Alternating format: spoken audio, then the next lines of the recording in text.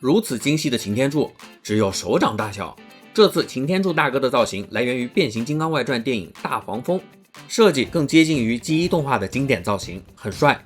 延续了小号手变形金刚系列一直以来的外盒包装，内核变成了抽拉式，板件不多啊，做工精致依旧。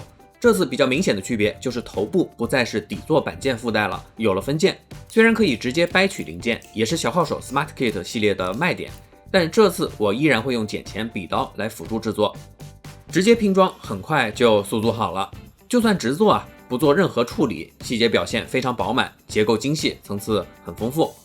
继续处理，整体做了一下轻微的渗线，因为结构细致丰富，随便涂涂都会很出效果。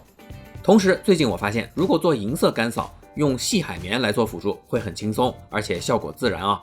有看到网友评价，根据设定，头部眼眶上部缺了一条银色包边，顺带也是给补了一下，手有点抖，还行了，就这样吧。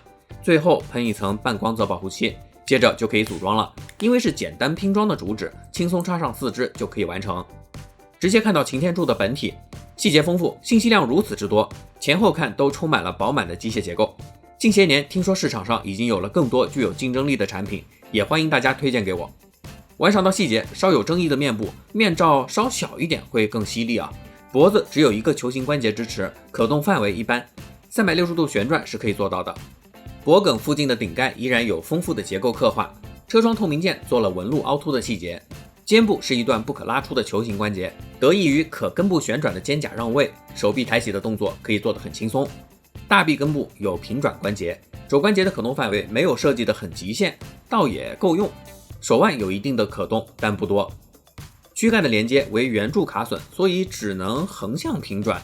背部做得挺好看的，但完全没有可动，有点可惜。腿部可以一定程度的后踢，有设置限位，向前抬腿有着90度的垂直范围。而膝盖的可动也同样没做得很极限，范围一般。大腿根部有着平转关节，脚踝的球形关节和手腕类似，提供的可动不多。脚底有着一定的偷胶细节，同时刻印了2021年的孩之宝授权 logo。额外的配件只给了长枪，委托有2种长度选择，短款似乎更适合用来摆动作 pose。虽然只有单独的一个配色，但细节结构还是很好看的。由于肩部连接是球形关节，抬起武器可能会有保持力度不足的风险。整体看完了，这次小号手的擎天柱依旧很优秀，精品制作。虽然可动一般般，但也够用。比如电影里的这个经典动作，我摆弄了一下，也是可以模仿出来的。如果能早出2年，市面上竞品没目前这么多，估计会更好。